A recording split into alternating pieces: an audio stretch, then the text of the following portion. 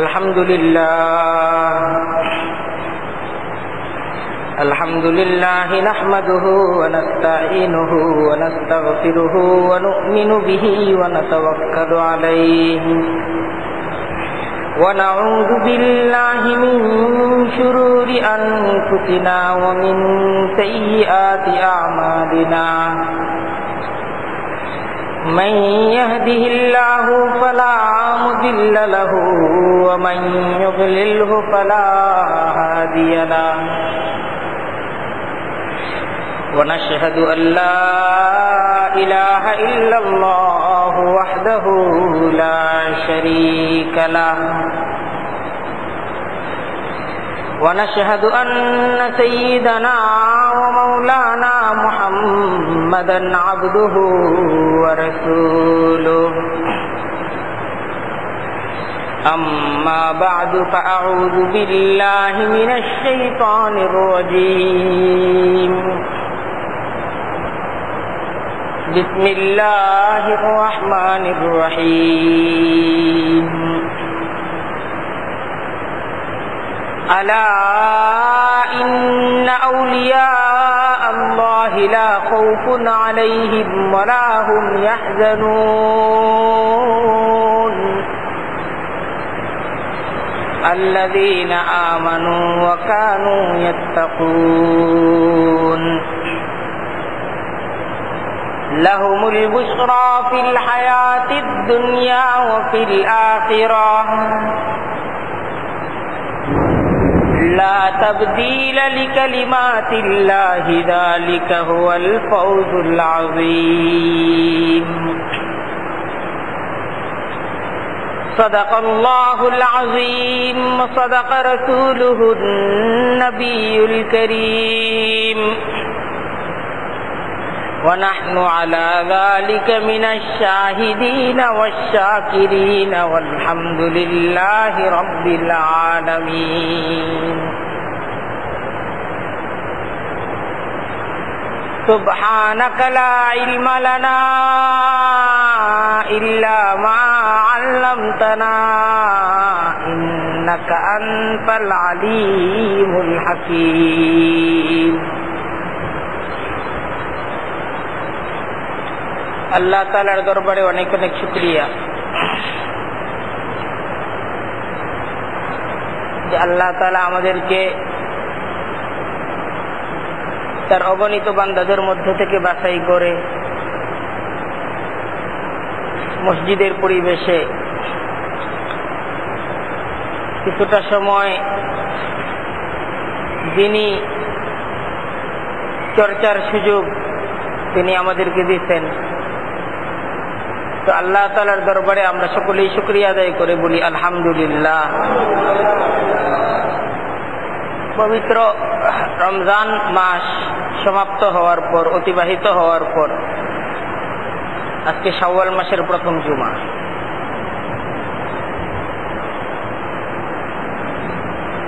রমজান মাস ইবাদতের মাস,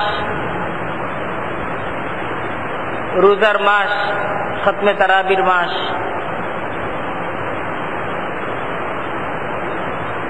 প্রচুর নেকি অর্জন করার মাস। এই মাসটা বিদায় নেওয়ার পর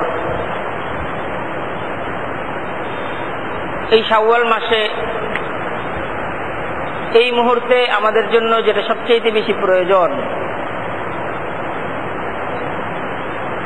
এই যে রমজান মাস, একটা মাস আমরা ইবাদত বন্দেগীর মাঝে কাটালাম, এই ইবাদত দ্বারা আমাদের যে আত্মিক পরিশুদ্ধি অর্জিত হয়েছে এবং আল্লাহ তাআলার নৈকট্য অর্জনের যে ধাপে, যে পর্যায়ে আমরা উন্নীত হয়েছি, আমাদের যার যে পরিমাণ ইবাদত বন্দেগী হয়েছে তার উপর শুকরিয়া আদায় করে ভবিষ্যতের জন্য কিছু ফিকির করা। ফিকিরটা এই ধরনের ফিকির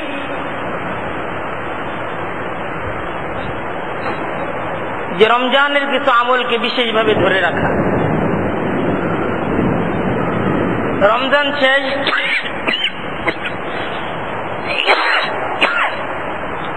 ইবাদত বন্দেগী গুলো আমার শেষ, এমন যেন না হয়।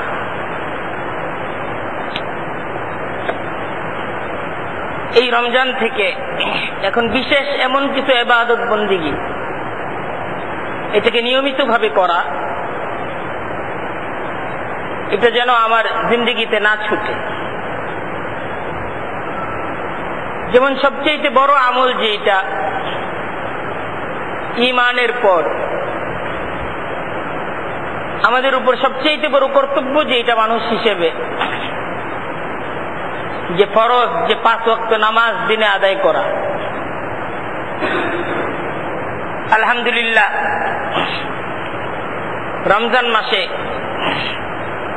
জামাতের সাথে আমরা এই 5 ওয়াক্ত নামাজকে আদায় করার ক্ষেত্রে ইহতিমাম করার চেষ্টা করছি। সেই চেষ্টা, সেই প্রচেষ্টা এবং সেই মেহনতটাকে ধরে রাখা, এই যে 5 ওয়াক্ত নামাজ রমজান মাসে আমরা জামাতের সাথে আদায় করছি, রমজানের পরেও এই 5 ওয়াক্ত নামাজ বিশেষভাবে এটাকে জামাতের সাথে আদায় করা।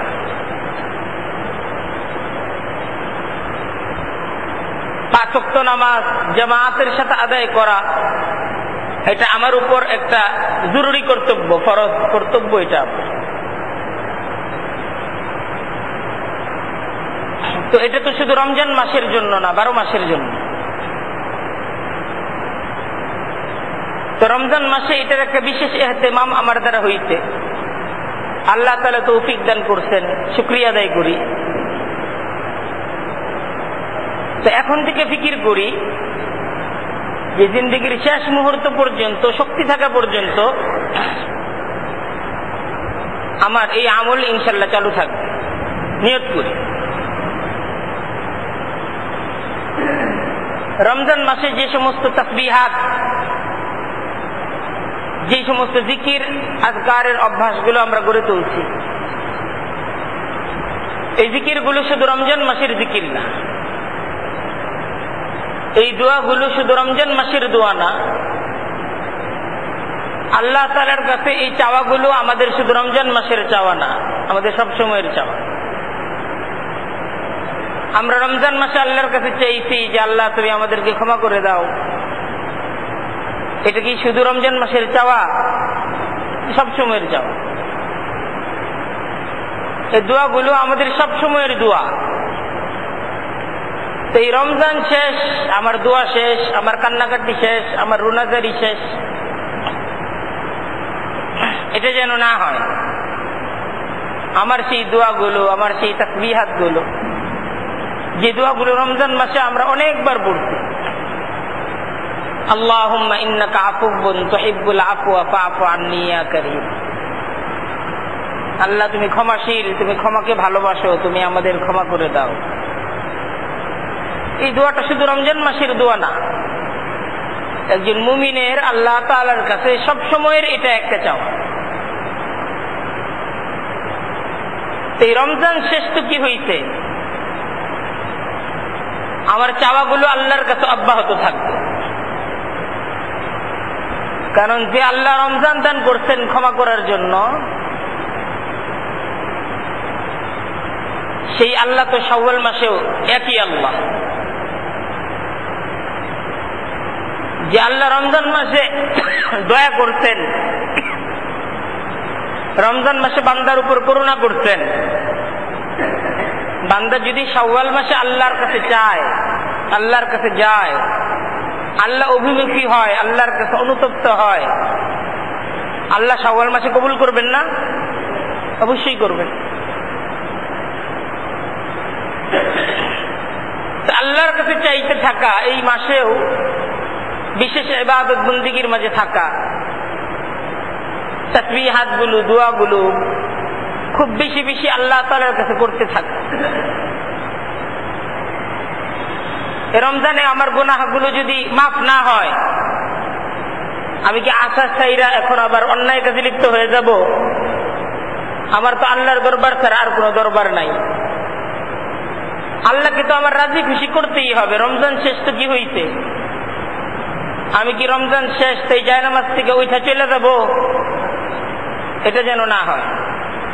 রমজান শেষ, কিন্তু আমি তো আল্লাহর দরবারের ভিখারি, 12 মাসের ভিখারি।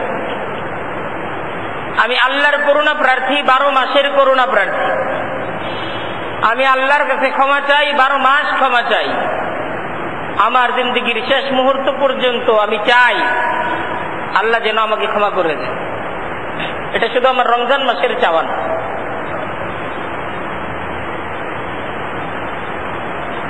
রমজান মাসের যে কোরআন তেলাওয়াত, এটা রমজান মাসের আমাদের একটা বিশেষ আমল ছিল। আমরা অনেকেই রমজান মাসে নিজের সাধ্যমতো কোরআনে কারীমের তেলাওয়াত করার চেষ্টা করছি। অনেকে কোরআনে কারীমের খতম দিছি, 1 খতম, 2 খতম, 3 খতম পর্যন্ত আমরা রমজান মাসে, তার চেয়েতেও বেশি অনেকেই কোরআনে কারীমের খতম দেওয়ার চেষ্টা করছি। কোরআনকে খুব পড়ার চেষ্টা করছি, কোরআনে কারীমের সাথে খুব মিশার চেষ্টা করছি, কোরআনকে বুঝার জন্যও চেষ্টা করছি। আমাদের এই চেষ্টাগুলো রমজান শেষ এখনো যেন অব্যাহত থাকে। আমরা প্রতিদিন রমজান মাসে একটা সময় যে কোরআনে কারীম পড়তাম, সে সময়টা এখনো আমরা কোরআনে কারীম পড়ি, চেষ্টা করি। প্রতিদিন একটা নির্ধারিত সময় কোরআনে কারীমের কিছু অংশ আমার যেন অবশ্যই তেলাওয়াত হয়, কিছু অংশ অবশ্যই আমি যেন বুঝার চেষ্টা করি। এইটার জন্য আমরা একটা সিলেবাস করে নেই যে প্রতিদিন এত পৃষ্ঠা পড়ব, এই কয়েকটা আয়াতকে বুঝার চেষ্টা করব।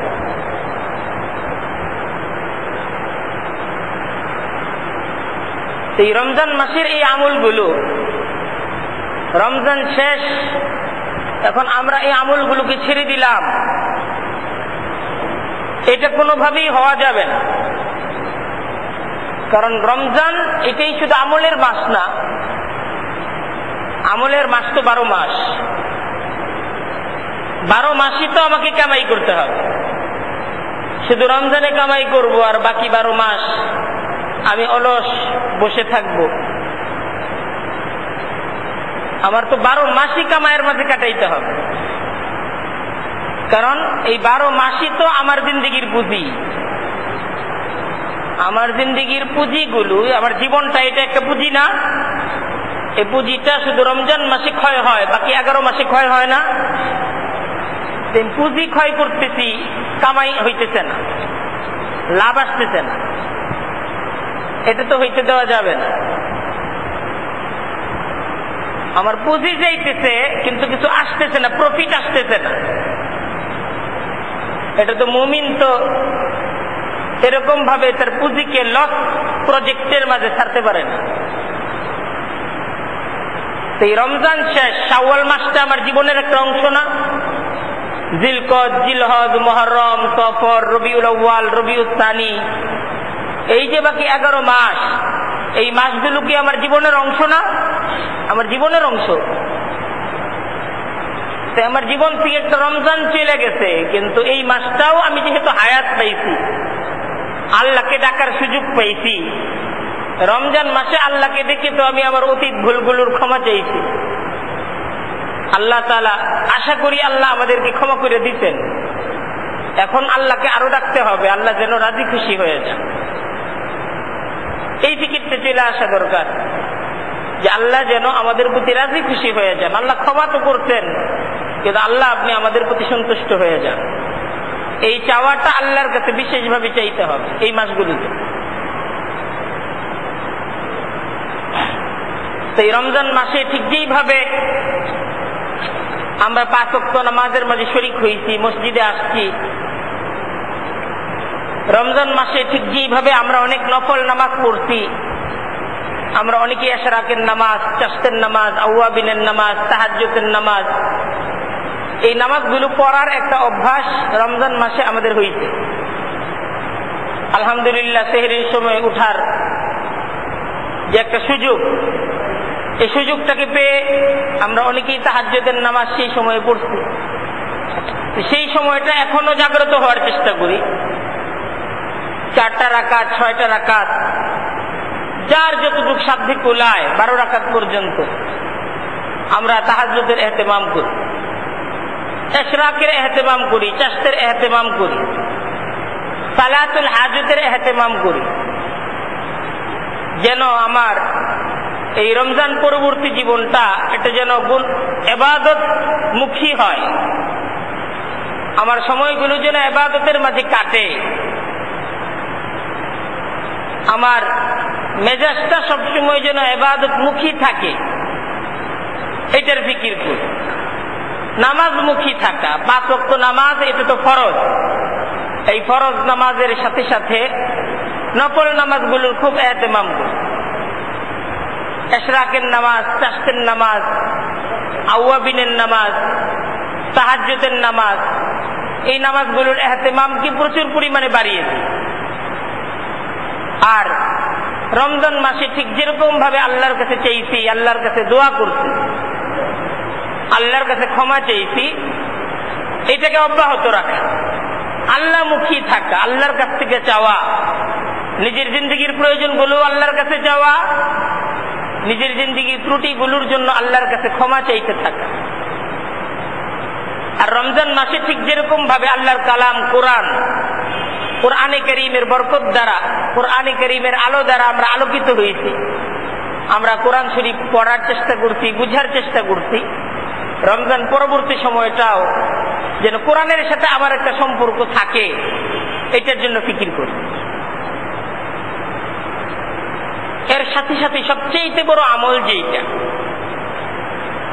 রমজান পরবর্তী সময়ে আমাদেরকে সবচেয়ে বেশি যে আমলটার উপর জোর দিতে হবে এবং খুব ফিকির করতে হবে, সেই আমলটা হলো গুনাহ না করা।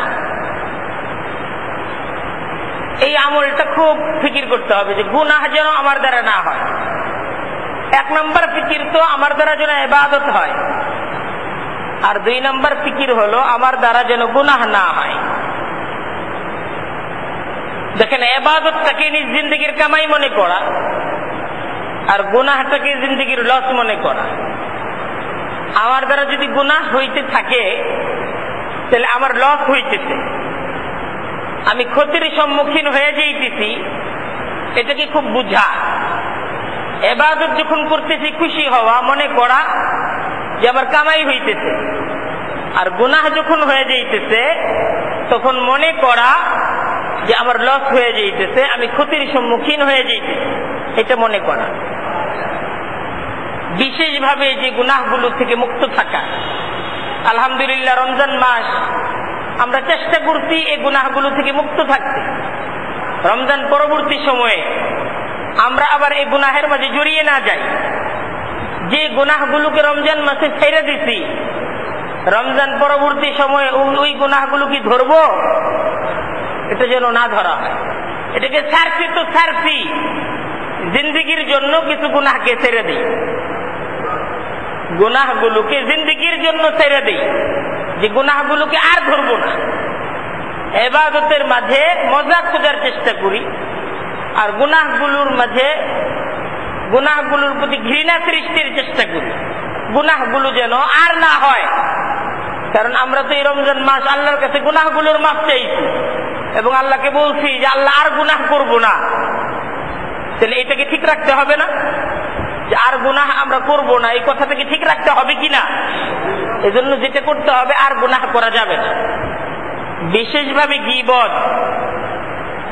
গীবত, এই গুনাহ থেকে বাঁচতে হবে। পরনিন্দা, গীবত বলা হয় এমন গুনাহকে যে আপনার একজন ভাইয়ের মাঝে যেই ভুলটা আছে, যেই ত্রুটিটা আছে, এটা তাকে না বলে অন্যকে বলা, এটাই গীবত। আমার মাঝে একটা ত্রুটি আছে, এটা আমাকে না বলে আরো 10 জনের কাছে বলে বলে বেড়ানো, এটাকে গীবত বলে। আর একটা ত্রুটি যদি না থাকে আমার মাঝে, সেই ত্রুটির কথা আরো 10 জনকে বলা, এটা তো অপবাদ, এটা তো অনেক অনেক জঘন্যতর। জিনাটা কতটুকু জঘন্যতর আল্লাহ তাআলা কালামের মাঝে বলতেছেন, কোরআনে কারীমের মাঝে বলতেছেন, জিনাহটা, গীবতটা কতটুক মারাত্মক, গীবতটা কতটুক মারাত্মক। আল্লাহ কোরআনে কারীমের মাঝে বলতেছেন, আইয়ুহিব্বু আহাদুকুম, তোমাদের কেউ কি এই বিষয়টাকে পছন্দ করো, ভালোবাসো, আন ইয়াকুলা লাহমা আখিহি মাইতান, যে তুমি তোমার আপন সহোদর মৃত ভাইয়ের গোশতকে চাবিয়ে চাবিয়ে খাবে। আল্লাহ বলতেছেন, তুমি কি এটাকে পছন্দ করো? একটা হলো নিজের আপন ভাই, একটা হলো মানুষ, মানুষটা আবার কে? নিজের আপন ভাই। আপন ভাইটাও মারা গেছে, মৃত। এটা সেই মৃত ভাইয়ের গোশতকে তুমি খাবে, এটাকে তুমি পছন্দ করো? আল্লাহ জিজ্ঞাসা করতেছে।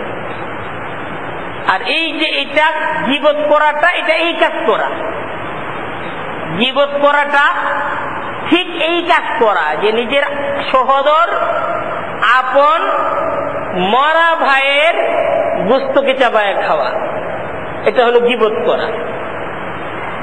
তাই জিন্দেগির জন্য তওবা করে নেই যে গীবত করব না।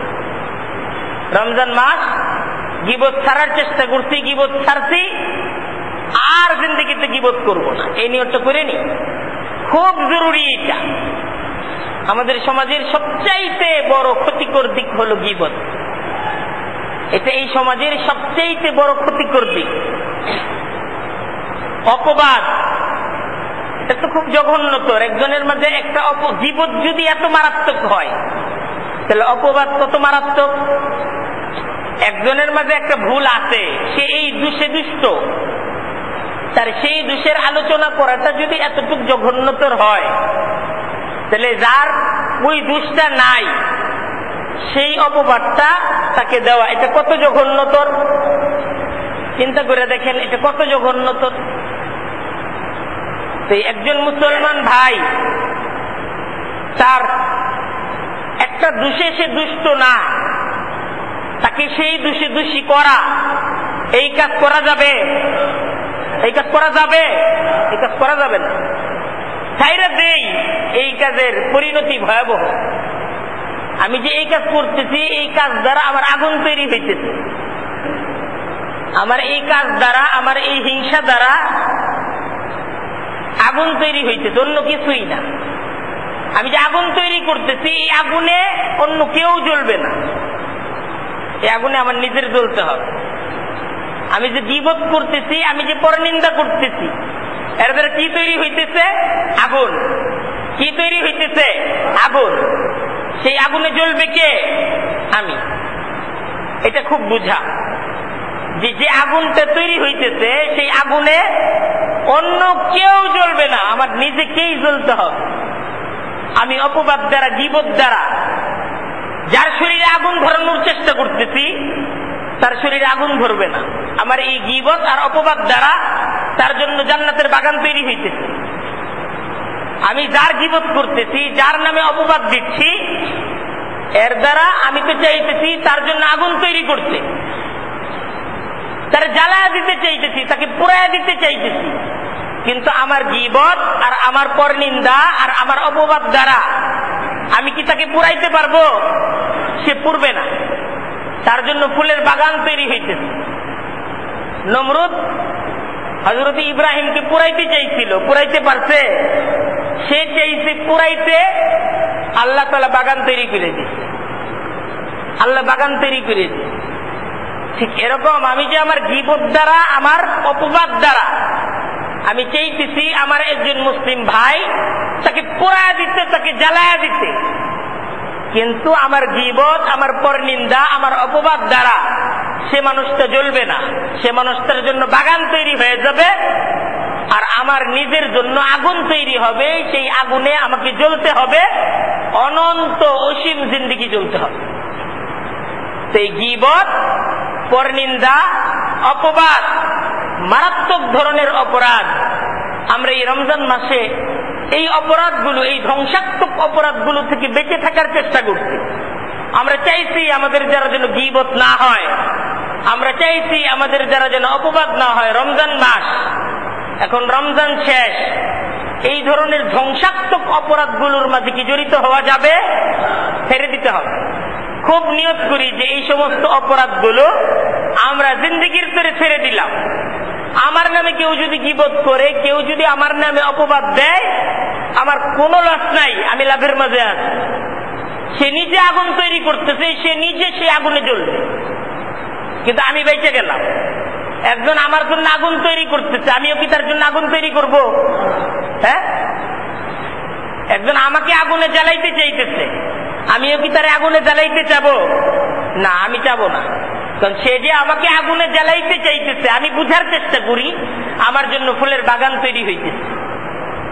আমি যদিও দেখতেছি যে আগুন হয়তো তৈরি হইতেছে, আগুন জ্বলতেছে, কিন্তু আমার বুঝার ব্যাপার, এটা আমার দেখার ভুল। আল্লাহ তো বলতেছেন আগুন তোমার জন্য তৈরি হইতেছে, আগুন তার জন্যই তৈরি হইতেছে। সারা পৃথিবীর মানুষ দেখতেছে যে তোমার জন্য আগুন তৈরি হইতেছে। অপবাদ দিয়া তোমারে পচায়া দিল, জীবত কইরা পূর্ণ এলাকায় তোমারে পচায়া দিল, এটা পুরা সমাজ দেখতেছে, তুমি পয়সা গেলা। কিন্তু আল্লাহ বলতেছেন তুমি ফুইটা উঠলা, তুমি পচলা না। বরং যে গীবত কইরা অপবাদ দিয়া তোমারে পচানোর চেষ্টা করলো, সে নিজেই পয়সা গেল, সে নিজেই পয়সা গেল। এরকম পয়সা গেল, আর এত নিকৃষ্ট ভাবে পয়সা গেল যে সে যে পচবে, তার পচার যে পুষগুলো বের হবে, সে পুষগুলো তারে খাওয়ানো হবে। সে এরকম ভাবে পচতেছে যে সে পচার পরে পুষ হবে না, তার শরীর যখন পচবে, পচা শরীর থেকে পুষ বের হবে না, সে পুষগুলো খাবে কে? তারই খাওয়ানো হবে। তাই একজন আমাকে নিয়ে গীবত করতেছে, অপবাদ দিচ্ছে, পরনিন্দা করছে, লস না, সে নিজেই পচতেছে, নিজের জন্য জাহান্নাম তৈরি করতেছে, নিজের খাবার হিসেবে পোষ তৈরি করতেছে। তো এই ধরনের কাজ কেউ যদি করে, আমরা তার সাথে সম্পৃক্ত হব, বা নিজেরা এই ধরনের কাজের সাথে সম্পৃক্ত হব? খুব ফিকির করি, খুব নিয়ত করি যে আমরা এই ধরনের কাজ থেকে বাঁচার চেষ্টা করি। মিথ্যা কথা, এটা থেকে বাঁচার চেষ্টা করি, মিথ্যা কথা বলা থেকে বাঁচার চেষ্টা করি। মারাত্মক ধরনের অপরাধ।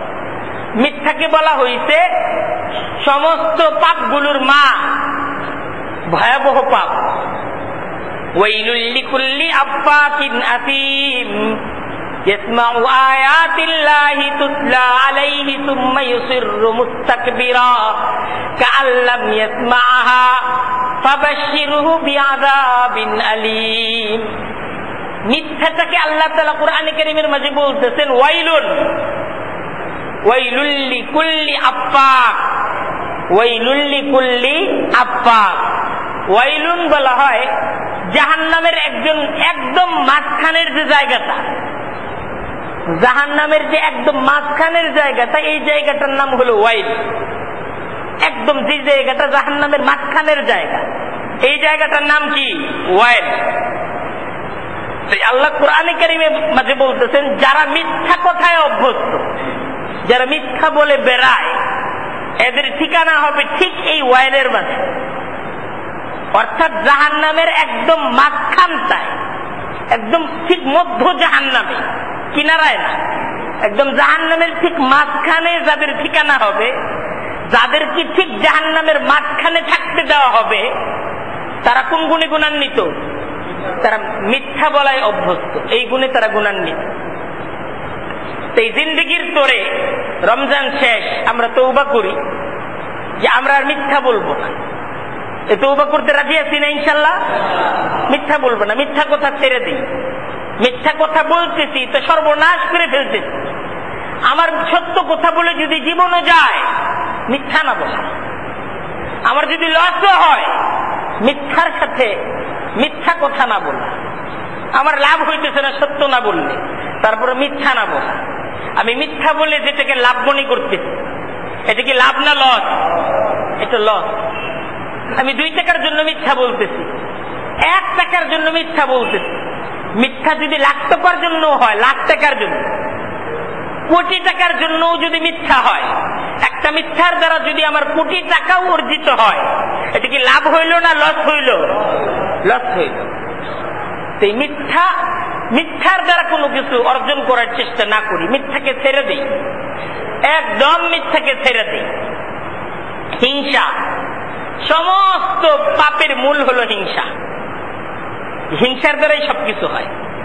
এই যে যত গীবত, পরনিন্দা, অপবাদ, এই সমস্ত পাপগুলোর মূল পাপ, যে রোগের কারণে এই পাপগুলো হয়, সেই রোগটা হলো হিংসা। হিংসা কাকে বলে? অন্য কারো উন্নতি দেখতে না পারা, অন্য কারো অর্জন দেখতে না পারা। একজন কিছু পাইতেছে, শরীর জ্বলা ওঠা, এটাকে বলা হয় হিংসা। হিংসা বলাই হয় এটাকে, যে অপর কোন ভাইয়ের উন্নতি, অগ্রগতি, সমৃদ্ধি, তার সুনাম, এটাকে শুনতে না পারা। তার সুনাম কেন হইতেছে? এটা হিংসা। সে কেন পাইতেছে? হিংসা। এই হিংসার কারণেই মানুষ গীবত করে, হিংসার কারণেই মানুষ মিথ্যা বলে, হিংসার কারণেই মানুষ পরনিন্দা করে, হিংসার কারণেই মানুষ অপবাদ দেয়। এই যে যত ধরনের পাপগুলো সমাজের মাঝে আছে, এই ধ্বংসাত্মক পাপগুলো, এই সমস্ত পাপগুলোর যে রূপ, দিলের যে রোগের কারণে এই পাপগুলো হয়, সেই রূপটা হলো হিংসা।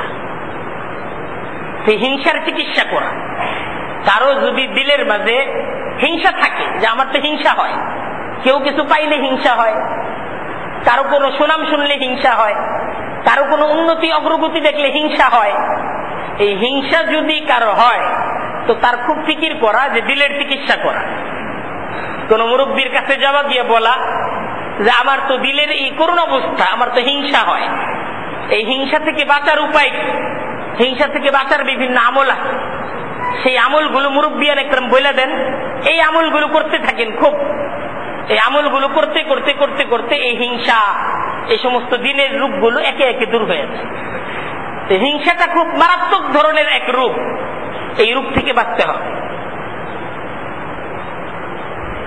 এই যে পাপগুলোর কথা বললাম, হিংসা এটা একটা পাপ। গীবত, পরনিন্দা, অপবাদ, এইসব এক একটা পাপ। এই পাপগুলো হলো এমন পাপ যে মাস ব্যাপী ইবাদত যেটা আমরা করছি, এই এক একটা অপরাধ, এই মাস ব্যাপী আমাদের যে অর্জন, আমাদের যে ইবাদত, এই সমস্ত কিছুকে নষ্ট করে দিতে পারে। তো এই রমজান মাস তো গেল, এই রমজান মাসটা অতিবাহিত হওয়ার পর একটা মাস যে ইবাদত বন্দেগী করলাম, এটা আমার জীবনের একটা অর্জন না, একটা কামাই না? এই কামাইটাকে সেভ করতে হবে না? এখন একটা মাস কামাই করলাম, এত অর্জন, এত কামাই, এত মেহনত, এত প্রচেষ্টা, কিন্তু আমার না জানার কারণে, আমার দুর্বলতার কারণে আমার এই এক মাসের যাবতীয় কামাইগুলো সেভ হইল না, সব ভাইসা গেল, সব নষ্ট হয়ে গেল, সব পয়সা গেল। তাহলে তো আমার একটা মাস যে এত ইবাদত বন্দেগী করলাম, সমস্ত কিছুই লস হয়ে গেল। এই অপরাধগুলো এমন অপরাধ, এই অপরাধগুলো থেকে বাঁচা জরুরি। যদি আমরা আমাদের ইবাদত দ্বারা আল্লাহকে খুশি করতে চাই, ইবাদত গুলো দ্বারা যদি কিছু কামাই করতে চাই, এটা খুব জরুরি ব্যাপার। গীবত, পরনিন্দা, অপবাদ বাঁচা জরুরি। এক মাসের ইবাদত কিছুই না, এই সমস্ত এক একটা অপরাধের সামনে এক মাসের ইবাদত কিছুই না, ধ্বংস করে দিবে সব। আর খুব ফিকির করা, আমার দ্বারা যেন মানুষের ক্ষতি না হয়। রমজান তো শেষ, এখন নতুন ভাবে একটা জীবনকে শুরু করা, নতুন কিছু ফিকির করা, নিজের মনকে নতুন কিছু দেওয়া, নিজের স্বভাবটাকে নতুন ভাবে গড়ার চেষ্টা করা। আর সেই চেষ্টার মাঝে অন্যতম যে কাজটা আমরা করার চেষ্টা করতে পারি, যে মানুষের উপকারের চেষ্টা করা, কারো ক্ষতি করতে না চাওয়া। নবী করিম সাল্লাল্লাহু আলাইহি ওয়াসাল্লাম হাদিসের মাঝে ইরশাদ করেন, আল্লাহু ফি আউনিল আবদি মা কানাল আবদু ফি আউনি আখিহি, যে আমার কোন বান্দা যখন অপর কোন বান্দার সাহায্য সহযোগিতায় থাকে, আল্লাহ বলতেছেন আমার এই বান্দার সাহায্য সহযোগিতায় আমি আল্লাহ থাকি। আল্লাহ তাআলা বলতেছেন, খুব ফিকির করা, আল্লাহু ফি আউনিল আবদি মা কানাল আবদু ফি আউনি আখিহি। মা কানাল আবদু ফি আউনি আখিহি, যে আমার কোন বান্দার উপকারে যখন অপর কোন বান্দা সহযোগিতা করতে থাকে, ফিকির করতে থাকে, আমি আল্লাহ তার উপকারের ফিকির করতে থাকি। সেই উপকার, এটার ফিকির করা, ক্ষতির চেষ্টা না করা। নবী করিম সাল্লাল্লাহু আলাইহি ওয়াসাল্লাম হাদিসের মাঝে আরো বলেন, আহাব্বুন নাসি ইলাল্লাহ আনফাউহুম লিন-নাস, আল্লাহর কাছে সবচেয়ে প্রিয় হলো ওই মানুষ যে অপর মানুষদের কাছে প্রিয়, যে আনফাউহুম লিন-নাস, যার দ্বারা মানুষের উপকার বেশি হয়। আল্লাহ তাআলা বলতেছেন, আমার কাছে সবচেয়ে প্রিয় আমার সেই বান্দা যেই বান্দার দ্বারা মানুষের উপকার বেশি হয়। আল্লাহ বলতেছেন যে মানুষের উপকার করার চেষ্টা করে, ক্ষতির চেষ্টা করে। ওয়া আহাব্বুল আমালি ইলাল্লাহ সুরুরুন তুদখিলুহু আলা মুসলিম, আর আল্লাহর কাছে সবচেয়ে প্রিয় আমল হলো এই আমল, আল্লাহ বলতেছেন আমার কোন বান্দার মনকে খুশি করা। আল্লাহর কাছে সবচেয়ে প্রিয় আমল, দেখেন নামাজ রোজা এইসব তো ফরজ আমল, নামাজ রোজা হজ যাকাত এইসব হইল ফরজ আমল, ফরজ না, এটা তো করতেই হবে, বান্দার এটা করতেই হবে। কিন্তু আল্লাহর কাছে প্রিয় আমল কোনটা? আল্লাহ প্রিয় আমলের আলোচনা করতেছেন যে আমার কাছে সবচেয়ে প্রিয় আমল হলো এইটা, সুরুরুন তুদখিলুহু আলা মুসলিম, কোন মুসলমানের মনকে খুশি করে দেওয়া। এটা হলো আমার কাছে সবচেয়ে প্রিয় আমল, যে আমার দ্বারা অপর কোন মুসলমান খুশি হয়ে গেল, তো আমার এই আমলটা আল্লাহর কাছে সবচাইতে প্রিয় হয়ে গেল। খুব চেষ্টা করা যে আমার দ্বারা এমন যেন কোনো কাজ হয় যে কাজ দ্বারা আমার অপর কোন মুমিন তাকে কষ্ট দেওয়া না হয়, তাকে খুশি করা হয়। আমরা কি করার চেষ্টা করব? এমন কাজ করার চেষ্টা করি যে কাজ দ্বারা আমার অপর মুসলমান ভাই খুশি হয়ে যায়। ব্যাপারটা বুঝে আসছে না? আমি এরকম কাজ করলাম যে অপর যেন তার চোখ থেকে যেন 2টা ফোঁটা পানি বের হয়, কান্দায় মজা পাই, ব্যথা দিয়ে মজা পাই। এই কাজ কি আল্লাহর কাছে প্রিয়? এই কাজ আল্লাহর কাছে প্রিয় না। আল্লাহর কাছে প্রিয় হলো অপর একজন মুসলমান ভাই যেন শুকরিয়া আদায় করে, আল্লাহর কাছে যেন দোয়া করে, আল্লাহ তোমারই বান্দা আমারে খুশি করছে, আল্লাহ তুমি তারে খুশি করে দাও। ঠিক না? এটা আল্লাহর কাছে প্রিয় না? এটা আল্লাহর কাছে প্রিয়। হাদিসের মধ্যে নবী করিম সাল্লাল্লাহু আলাইহি ওয়াসাল্লাম ইরশাদ করেন, তাকশিফু আনহু কুরবাতান আও তাকজি আনহু দাইনান, তোমার অপর কোন মুসলমান ভাই বিপদে পড়ছে, তার বিপদটাকে দূর করে দাও, আল্লাহ খুশি হয়ে যাবে। আও তাকজি আনহু দাইনান, তোমার অপর কোন মুসলমান ভাই ঋণগ্রস্ত হয়ে গেছে, ঋণে পড়ে গেছে, তুমি তার ঋণটাকে আদায় করে দাও, আল্লাহ তোমারে পয়সা দিছে, যে তুমি তার ঋণটা যে আদায় করবা, সে খুশি হোক বা না হোক, সে তো খুশি হবে, কিন্তু আল্লাহ খুশি হয়ে যাবে, আল্লাহ খুশি হয়ে যাবে। আও তাতরুদা আনহু জুআন, তোমার অপর কোন মুসলমান ভাই ক্ষুধার্ত, তাকে একটু খাবার দাও, তুমি যে তারে খাবার দিবা, খাবার দেওয়ার দ্বারা তার যে ক্ষুধাটা দূর হবে, এর দ্বারা আল্লাহ খুশি হয়ে যাবে। নবী হাদিসের মাঝে ইরশাদ করতেছেন, ওয়ালি আন আমশি মা আখিন লি ফি হাজাতিন আহাব্বু ইলাইয়া মিন আন আতাকিফা ফি হাযাল মসজিদ, ইয়ানি মসজিদুল মদিনাতি শাহরান। দেখেন সবাই খুব খেয়াল করে শুনেন, খুব খেয়াল করে শুনেন। নবী করিম সাল্লাল্লাহু আলাইহি ওয়াসাল্লাম হাদিসের মাঝে ইরশাদ করতেছেন, ওয়ালি আন আমশি মা আখিন লি ফি হাজাতি, অপর কোন মুসলমান ভাইয়ের একটা প্রয়োজনকে পূরণ করার জন্য যাওয়া, তার কোন প্রয়োজন পূরণ করার জন্য বের হওয়া, আহাব্বু ইলাইয়া, আল্লাহর নবী বলতেছেন আমার কাছে প্রিয়, মিন আন আতাকিফা ফি হাযাল মসজিদ, ইয়ানি মসজিদুল মদিনাতি শাহরান, আমার এই মসজিদ, আমার এই মসজিদে নববীতে 1 মাস ইতিকাফের মাঝে থাকার চাইতেও আমি আল্লাহর রাসূলের কাছে বেশি প্রিয়। হাদিস বুখারী শরীফের হাদিস, নবী করিম সাল্লাল্লাহু আলাইহি ওয়াসাল্লাম ইরশাদ করেন। তাহলে দেখেন যে ইসলামটা আসলে কি, আল্লাহর নবী মুসলমানদেরকে কি চরিত্রের উপর, কি আখলাকের উপর গড়ে তুলতে চাইছেন, মুসলমানদেরকে কি আখলাক আল্লাহর নবী দিচ্ছেন, কি শিখতে হবে, কিভাবে জীবন কি করতে হবে। আল মুসলিমু আকুল মুসলিম, মুসলমান মুসলমানের ভাই। ঠিক মানে ভাই হিসেবে প্রত্যেকটা মুসলমানকে নিয়ে ভাবতে হবে। এই ভাবনাটা আল্লাহর রসুল আমাদের মাঝে দিচ্ছেন। কি জন্য দিচ্ছেন? আমরা যখন এই ভাবনা ভাববো তখন আল্লাহ আমাদের প্রতি খুশি হয়ে যাবে। এইটাই ইসলাম, এইটাই মুসলমানের চরিত্র, এইটাই মুসলমানের আখলাক। মুসলমানদেরকে এই চরিত্র, এই আখলাকের উপর গড়ে উঠতে হবে যে মুসলমান অপর একজন মুসলমানকে নিজের অধীনস্থ হিসেবে দেখবে না, মুসলমান অপর একজন মুসলমানকে নিজের ভাই হিসেবে দেখবে, মুসলমান অপর একজন মুসলমানকে নিজের কর্মচারী হিসেবে দেখবে না, মুসলমান অপর একজন মুসলমানকে নিজের ভাই হিসেবে দেখবে, মুসলমান অপর একজন মুসলমানকে নিজের চাকর হিসেবে দেখবে না, মুসলমান অপর একজন মুসলমানকে নিজের ভাই হিসেবে দেখবে, মুসলমান অপর একজন মুসলমানকে গরিব হিসেবে দেখবে না, মুসলমান অপর একজন মুসলমানকে নিজের ভাই হিসেবে দেখবে, মুসলমান অপর একজন মুসলমানকে প্রজা হিসেবে দেখবে না, দেখবে কি হিসেবে? নিজের ভাই হিসেবে দেখবে। এই পুরনো পৃথিবীর মুসলমান যখন অপরকে নিজের ভাই হিসেবে দেখবে, ভাই হিসেবে ভাববে, এই পৃথিবীর মাঝে একজন মুসলমান দ্বারা আরেকজন মুসলমান কি কষ্ট পাবে? কষ্ট পাবে না। কারণ ভাই তো ভাইকে কষ্ট দিতে জানে না, ভাই ভাইকে কষ্ট দিতে পারে? কষ্ট দিতে পারে না। তো এজন্য মুসলমানের চরিত্র এই নীতির উপর গড়ে উঠতে হবে। নবী করিম সাল্লাল্লাহু আলাইহি ওয়াসাল্লাম আরেক হাদিসের মাঝে বলছেন, আল মুমিনু মিরআতুল মুমিন, যে একজন মুমিন আরেকজন মুমিনের জন্য আয়না।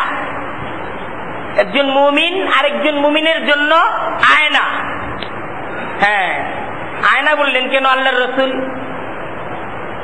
আল্লাহ রসুল একজন মুমিনকে আরেকজন মুমিনের জন্য আয়না বলছেন। অর্থাৎ আয়নাটা একজন মানুষের সাথে যেই আচরণ করে, একজন মুসলমান আরেকজন মুসলমানের সাথে ওই আচরণ করবে। কারণ আয়নাটা একজন মানুষের সাথে কি আচরণ করে আমরা ভাবার চেষ্টা করি। আয়নার সামনে একজন মানুষ যখন দাঁড়ায়, তো আয়না একজন মানুষকে বলে দেয় যে তোমার চেহারার মাঝে খুঁত আছে, পরিষ্কার করে নাও। তাই একজন মুসলমান যখন আরেকজন মুসলমানের সামনে দাঁড়াবে, আর একজন মুসলমান যখন আরেকজন মুসলমানের কোনো ত্রুটি দেখবে, তো মুসলমানের দায়িত্ব তার ভাইকে বলে দেওয়া যে আপনার মাঝে এই ত্রুটি আছে। আয়না যেমন বলে দেয়, সে বলে দিবে।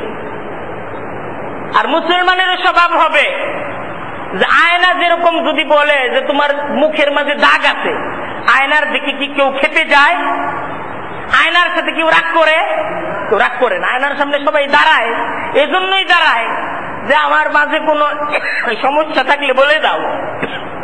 ঠিক একজন মুসলমানের আরেকজন মুসলমানের সাথে সম্পর্ক হবে এমন, একজন মুসলমান যখন আরেকজন মুসলমানকে বলে দেবে যে আপনার মাঝে ত্রুটি আছে, সে তার ত্রুটিটাকে সংশোধন করে নেওয়ার চেষ্টা করে। তাই নবী করিম সাল্লাল্লাহু আলাইহি ওয়াসাল্লাম ইরশাদ করেন, আল মুমিনু মিরআতুল মুমিন, যে একজন মুমিন তো আরেকজন মুমিনের জন্য আয়না। অর্থাৎ আয়না যেমন বলে দেয় যে তোমার মাঝে ত্রুটি আছে, আর মানুষ যেমন তার ত্রুটিটাকে মুছে ফেলে, ঠিক এরকম একজন মুমিন আর একজন মুমিনের সাথে সম্পর্ক হবে। সে বলবে যে আপনার মাঝে ত্রুটি আছে, আর মুমিন সে ত্রুটিটাকে মুছে ফেলবে। ঠিক দেখেন আয়নার আচরণ কেমন। আয়নার আচরণ তো এরকম যে আপনি আয়নার সামনে দাঁড়ালেন, আয়না বলল যে আপনার কপালে একটা দাগ আছে। কিছুক্ষণ পর আপনি আবার এসে দাঁড়ালেন, আয়না আবার বলে যে আপনার কপালে একটি দাগ আছে। আপনি কিছুক্ষণ পর আবার এসে দাঁড়ালেন, আয়না কিন্তু বলে যে দাগ এখনো মুছা হয় না, এই দাগ আছে। আয়না বলে না বারবার? যতক্ষণ দাগ মুছা না হবে ততক্ষণ আয়না বলতে থাকে দাগ আছে, দাগ আছে, দাগ আছে। ঠিক একজন মুমিন আরেকজন মুমিনের পিছনে ঠিক এইভাবে মেহনত করবে, তাকে বলতে থাকবে তোমার মাঝে ত্রুটি আছে, তোমার মাঝে ত্রুটি আছে, তোমার মাঝে ত্রুটি আছে। আয়না প্রথমবার যেমন ভাবে বলে, দ্বিতীয়বার কি খেপা যায়? তৃতীয়বার কি মারমুখী হয়ে যায়? কিছুই না, আয়না স্বাভাবিকভাবে বলতে থাকে। ঠিক একজন মুমিন আরেকজন মুমিনকে স্বাভাবিকভাবে বলতে থাকবে, রাগারাগি করবে না, মারামারি করবে না, কাটাকাটি করবে না, তাকে বলতে থাকবে যে ত্রুটি আছে, ত্রুটি আছে, ত্রুটি আছে, ভাই সংশোধন করে নেন। এক লেহানে, এক জবানে, এক শব্দে মুমিন মুমিনকে দাওয়াত দিতে থাকবে যতক্ষণ পর্যন্ত মুমিন সংশোধিত না হবে। মুমিন হিসেবে তার ভাইয়ের কর্তব্য তার পিছনে মেহনত চালিয়ে যাওয়া। ব্যাপারটা বুঝে আসছে না? এইটা আল্লাহর রাসূল চান মুমিনের সাথে মুমিনের আচরণটা ঠিক এরকম হবে। এই মুমিনের সাথে মুমিনের আচরণ আল্লাহর রাসূল কি চান আর আমরা কি করি? আল্লাহর রাসূল চান যে মুমিন তুমি ত্রুটি দেখছো তোমার ভাইয়ের, তাকে বলো, যেমন আয়না তাকে বলে। আর আমরা করি কি? তারই কিছুই বলি না। পূর্ণ সমাজ, পূর্ণ মহল্লা যারই সামনে পেয়েছি তার কাছে বলতেছি। এটা কি আয়না এটা করে? আমি আয়নার সামনে দাঁড়ালাম, আয়না বললো যে আমার কপালে ত্রুটি আছে। একটু পর আমার ভাই গিয়ে দাঁড়াইলো, তার কি আয়না জানায় এই আপনার ভাইয়ের কপালে কিন্তু ত্রুটি আছে? আয়না এটা বলে? আয়না তখন বলে যে আপনার কপালে ত্রুটি আছে, আপনার কপালে একটা দাগ আছে, আপনার কপালের দাগটাকে মুছেন। ঠিক আয়নার আচরণ কেমন? মুমিন মুমিনের সাথে এই আচরণ হবে, এইটাই ইসলামের চাওয়া। আর সাহাবা একরামদের জীবন দেখেন, হেকায়াতে সাহাবা পড়েন, হায়াতুস সাহাবা পড়েন, আসহাবে রাসূলের জীবন কথা পড়েন, সাহাবা একরামদের ইতিহাসগুলো দেখেন, সাহাবা একরামদের জীবনের মাঝে পাবেন যে সাহাবা একরামদের পরস্পরের সম্পর্কটা ঠিক এরকম ছিল, এরকম ছিল। আমাদের পরস্পরের সম্পর্কটা ঠিক ওরকম হওয়া চাই, ঠিক যেরকম সম্পর্ক আল্লাহর রাসূলের সাহাবা একরামদের মাঝে ছিল। এটা আমরা এটা চাই না? হ্যাঁ, এটা চাইতে হবে। এটা চাওয়ার জন্য আমাদের স্বভাবের মাঝে এই গুণাবলীগুলো অর্জন করতে হবে।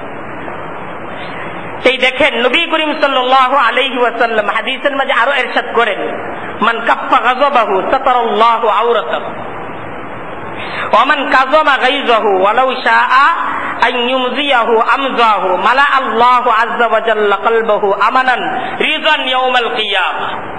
যে ব্যক্তি তার অপর কোন মুসলমান ভাইয়ের প্রতি ক্ষুব্ধ হলো, রাগ হলো, তারপর সে তার রাগকে হজম করলো, অথচ তার প্রতিশোধ নেওয়ার মতো শক্তি ছিল, তো আল্লাহর রাসূল বলতেছেন মালা আল্লাহু আযজা ওয়া জাল্লা কলবাহু আমানান রিজান ইয়াউমাল কিয়ামাহ। আল্লাহ তাআলা কিয়ামতের দিন, আল্লাহ তাআলা কিয়ামতের দিন, আল্লাহ তাআলা যে দিনটা হলো পেরেশানির দিন, আল্লাহ তাআলা সেই পেরেশানি, সেই বিপদের দিনে আল্লাহ তাআলা তাকে সব ধরনের পেরেশানি এবং বিপদ থেকে মুক্তির ব্যবস্থাপনা করবে, আল্লাহ তাআলা করবে। ওমান মাশাবা আখিহি ফি হাজাতিন আতা আসবাতাহা লাহু আসবাতাল্লাহু আযজা ওয়া জাল্লা কদমাহু আলা সিরাত ইয়াওমা তাযিল্লু ফীহিল আকদাম। যে ব্যক্তি তার মুসলমান কোন ভাইয়ের প্রয়োজনকে পূরণ করার জন্য মেহনত করলো এবং প্রয়োজনকে পূরণ করলো, আল্লাহর রাসূল বলেন যে পুলসিরাত পার হওয়ার সময় পুলসিরাতের উপর আল্লাহ তাআলা নিজ দায়িত্বে আল্লাহ তাআলা তাকে বিজলির আকারে পুলসিরাত পার করিয়ে দিবেন, পার করিয়ে দিবেন। আমাদের খুব ফিকিরে আসা দরকার যে এই সমস্ত যে গণমুখী কাজগুলো, সেবামূলক কাজগুলো, এই কাজগুলোর মাঝে আমাদের অংশগ্রহণ, এইটার ক্ষেত্রে আমাদের খুব সচেতনতা দরকার। কারণ আল্লাহর বান্দাদের সেবা করার চাইতে আল্লাহর কাছে প্রিয় আর কোনো কাজ নেই। আল্লাহর কাছে যে সবচেয়ে প্রিয় কাজ, তো এই ব্যাপারে আমাদের খুব সচেতনতা দরকার। আমরা আমাদের এই বিষয়ে তো খুব ভালো সচেতনতা আছে আলহামদুলিল্লাহ, যে আমরা নামাজকে ইবাদত মনে করি, রোজাকে ইবাদত মনে করি, জিকির, তাহাজ্জুদ, মুরাকাবা এইসবকে আমরা ইবাদত মনে করি। এবং যেহেতু এইসবকে আমরা ইবাদত মনে করি, এই কাজগুলোর পিছনে আমরা সচেতন। আল্লাহ তাআলা যতটুকু আমাদের মাঝে সচেতনতা দিচ্ছেন, আমরা নামাজ, রোজা, জিকির, তাহাজ্জুদ, তাসবিহ ইত্যাদি কাজগুলোর ক্ষেত্রে আলহামদুলিল্লাহ আমরা যতটুকু সচেতন, এটার ক্ষেত্রে আমরা সচেতন। কিন্তু মানুষের সাথে ভালো আচরণ, মানুষদেরকে মানুষ হিসেবে বিবেচনা করা, একজন মানুষকে মানুষ মনে করা, এটা যে একটা ইবাদত, এটাকে আমরা ইবাদত মনে করি না, এটাকে আমরা ইবাদত মনে করি না। অথচ একজন মানুষকে মানুষ মনে করা, মানুষ হিসেবে একজন মানুষের সাথে মনুষ্যত্বের আচরণ করা, এটা আল্লাহ তাআলার কাছে সবচেয়ে প্রিয় ইবাদত, সবচেয়ে প্রিয় ইবাদত। তাই আল্লাহর হকগুলো ঠিক যেইভাবে আদায় করতে হবে, আল্লাহ তাআলার হক আদায় করতে হবে, নামাজ আদায় করতে হবে, রোজা আদায় করতে হবে, জিকির, তাসবিহ, তাহলিল, মুরাকাবা, এই সমস্ত ইবাদতগুলো আল্লাহর হক, এটা তো আমাদেরকে আদায় করতেই হবে। কিন্তু আরেকটা বিষয় যেটার উপর আল্লাহ তাআলা অনেক জোর দিচ্ছেন, এটা হলো বান্দার হক। বান্দার হক, কারণ আল্লাহর হক, আল্লাহ তাআলা বান্দাকে, আল্লাহর হকের মাঝে যে সমস্ত ত্রুটিগুলো বান্দার দ্বারা হয়, আল্লাহ তাআলা এটাকে মাফ করে দিবেন। আল্লাহ তাআলা এটাকে বিভিন্ন বাহানায় মাফ করে দিবেন। কিন্তু বান্দার হক, এটা আল্লাহর দরবারে মাফ হবে না। সেই বান্দার হকের ক্ষেত্রে খুব বড় ধরনের জটিলতা আছে, যে বান্দার হক এটা আল্লাহর দরবারে মাফ হবে না, বান্দার হক বান্দার কাছ থেকে মাফ নিতে হবে। তাই আমরা ইবাদত বন্দেগীর সাথে সাথে বান্দার হক আদায়ের ক্ষেত্রে আমাদের মাঝে যে সমস্ত শিথিলতাগুলো আছে, এই শিথিলতাগুলো দূর করার চেষ্টা করি। কারণ আমার অনেক ইবাদত বন্দেগী যে পুঁজি, এটাকে বান্দার হক যখন আমার দ্বারা আদায় না হবে, হাসরের ময়দানে আমার এই সমস্ত ইবাদত বন্দেগীগুলো আটকে যাবে। এই ইবাদত দ্বারা আমি জান্নাতের পথে যেতে পারবো না, আটকে যাবে। এই খুব ফিকির করার বিষয়। হাদিসের মাঝে আছে, নবী করিম সাল্লাল্লাহু আলাইহি ওয়াসাল্লাম ইরশাদ করেন, নিজ উম্মতদেরকে খুব সতর্ক করেন, খুব ফিকির করার প্রতি আহ্বান করেন যে হাসরের ময়দানে এমন অবস্থা হবে যে অনেকে অনেক ইবাদত বন্দেগী নিয়ে হাসরের ময়দানে উঠবে, প্রচুর ইবাদত বন্দেগী তার থাকবে, গুনাহ তার থাকবেই না, প্রচুর ইবাদত বন্দেগী তার, আল্লাহর হক তার দ্বারা নষ্ট হয় না। কিন্তু এর মাঝখানেই তার ওজনের দাড়ি পাল্লায় তার নেকি আর নেকি, কিন্তু এর মাঝখানে তার হকদার চলে আসে যে তুমি আমার নামে গীবত করছিলা, অপবাদ দিছিলা, অন্যায় আচরণ করছিলা, তো ওইটার প্রতিদান দেও। তো তার নেকিগুলো দেওয়া হইতে থাকবে, নেকিগুলো যাইতে থাকবে। কারণ হাসরের ময়দানে কাউকে যদি কোনো কিছু দিতে হয়, এটা নেকির দ্বারা দিতে হবে। কারোর সাথে যদি সমঝোতা করতে হয়, সমঝোতা করার মাধ্যম হবে নেকি। তো এত ইবাদত বন্দেগী, এত তাহাজ্জুদ, এত আওয়াবিন, এত সালাতুল হাজত সব দিয়ে দিতে হবে। তো সব চলে যাইতেছে, কিন্তু হকদার আসতেছে, হকদার আসতেছে, হকদার শেষ হচ্ছে না। তো এই লোক তো সর্বনাশের শিকার হয়ে যাবে। কেমন সর্বনাশের শিকার হবে? একটা সময় তার নেকিগুলো শেষ, এখন নেকি দেওয়ার মতো নেকি আর তার পাল্লায় নাই। এখন পাওনাদার যে আসছে, সে পাওনাদারকে কিছু দিতে পারতেছে না। তো এখন সে পাওনা আদায় করবে কিভাবে? কই তাহলে আমার গুনাহগুলো নেন।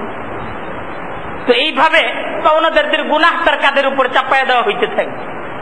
তো এইভাবে গুনাহগুলো যখন চাপাইতে থাকবে, তো তার নেকি তো ছিল প্রচুর, এখন নেকি কিছুই নাই, গুনাহের পাল্লা ভারী হয়ে যাবে, আর নেকি বলতে কিছুই থাকবে না, তার ঠিকানা হয়ে যাবে জাহান্নাম। তো এই বান্দার হক, এটার ব্যাপারে খুব ফিকির করি। নবী করিম সাল্লাল্লাহু আলাইহি ওয়াসাল্লাম হাদিসের মাঝে ইরশাদ করেন, ওয়া ইন্না সুআল খুলকি লা ইফসিদুল আমালা কামা ইফসিদুল খাল্লু আল আসালা। মানুষদের মন্দ আচরণ, বেয়াদবিমূলক আচরণ, এটা এত মারাত্মক ধরনের অপরাধ যে ঠিক যেরকম ভাবে সিরকা মধুকে নষ্ট করে দেয়, বেয়াদবি, মন্দ স্বভাব, এইটা মানুষদের ইবাদতকে ঠিক সেইভাবে ধ্বংস করে দেয়। তাই আমরা খুব ফিকির করি এই সমস্ত বিষয়গুলোতে। রমজান মাস শেষ, আমরা নতুন ভাবে আমাদের স্বভাবটাকে করার চেষ্টা করি, স্বভাবের মাঝে আদব আনার চেষ্টা করি ইবাদতের সাথে। আদবটা অনেক বড় ধন। নিজ মুরব্বীদের সাথে আদব, বাবা মার সাথে আদব, সামাজিক পারিবারিক মুরব্বীদের সাথে আদব, ধর্মীয় মুরব্বীদের সাথে আদব, এই আদবগুলোর ক্ষেত্রে আমরা সচেতন হই। কারণ দেখেন, ইবাদত তো অনেক বড় জিনিস, কিন্তু আদব তার চাইতেও বড় জিনিস। ইবলিস ইবাদত তো তার প্রচুর ছিল, ইবাদত করতে কিন্তু অস্বীকার ইবলিস করে না। আল্লাহর ইবাদত করতে ইবলিস অস্বীকার করছে, হুকুম মানতে অস্বীকার করছে। ইবলিসের ইতিহাসটা একটু যাচাই করেন। বেয়াদবির কারণে ইবলিস যদি ইবলিস হয়ে যেতে পারে, তার ইবাদত বন্দেগী কম ছিল না, তার ইবাদত বন্দেগী ইবলিসের কম ছিল না। আল্লাহ আমাদের সামনে ইবলিসের নজির, ইবলিসের দৃষ্টান্ত আমাদেরকে দিতেছেন।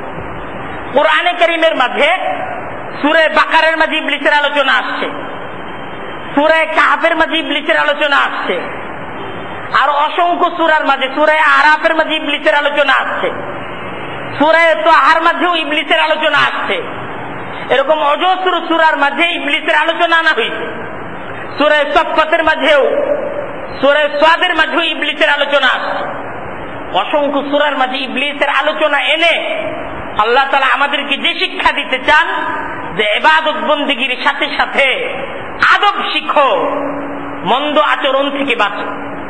কার সাথে কি কথা বলতে হবে আদবটাকে শেখার চেষ্টা করো। তোমার বাবার সাথে কোন কথা তুমি বলতে পারো, কোন কথা বলতে পারো না, হিসাব করো। তোমার ইমামের সাথে কোন কথা তুমি বলতে পারো, কোন কথা বলতে পারো না, হিসাব করার চেষ্টা করো। মুখে যাই আসে তা বলার অনুমতি তোমাকে দেওয়া হয় নাই। কোন কথা কাকে বলা যায়, কোন কথা কাকে বলা যায় না, এইটার হিসাবটাই আদব, হিসাবটাই আদব। এই আদবটা অনেক বড় দামি জিনিস। আদবটা যদি না থাকে, বেয়াদবি যদি এসে যায়, আর যদি স্বভাবটা নষ্ট হয়ে যায়, সেই স্বভাবের ঠিকানা কিন্তু জান্নাত না। এই নষ্ট স্বভাব নিয়ে কেউ আল্লাহর জান্নাত পর্যন্ত পৌঁছতে পারবে না। ইবাদত বন্দেগী, তাহাজ্জুদ, মুরাকাবা, জিকির, আজকার জান্নাত পর্যন্ত পৌঁছাবে না।